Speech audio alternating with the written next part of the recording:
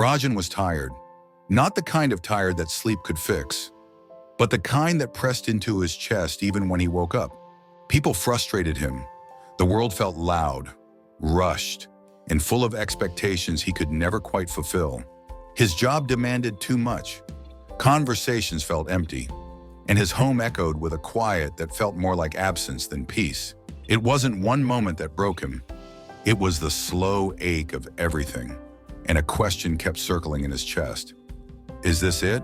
One morning, Rajan left, not with drama or escape in mind, but in search of something the world had failed to offer. Silence. Through cities, through forests, through places strangers promised would bring him peace. But no matter where he went, he found the same storm inside him. Loud, heavy, restless. Then one day, he came upon a hill no one had mentioned. At its top was an old, wide tree, and beneath it, a man sitting in stillness. There was no temple, no music, no crowd, just the tree and the sound of the wind. Rajan sat nearby, first for the shade, then for the silence. At first, his mind screamed, questions, thoughts, regrets, but the longer he sat, the less urgent they became.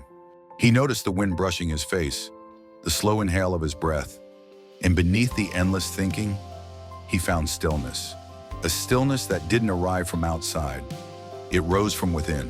He stayed, not to speak, not to solve, just to sit, and something in the silence began to teach him that the peace he had been chasing wasn't lost. It had always been with him, buried beneath the noise. He had spent so long outrunning the storm, he hadn't realized it was inside his own pocket.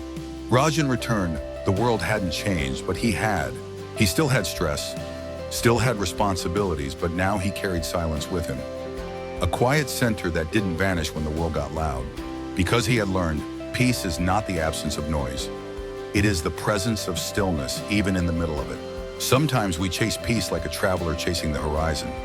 But real peace is not found in faraway lands.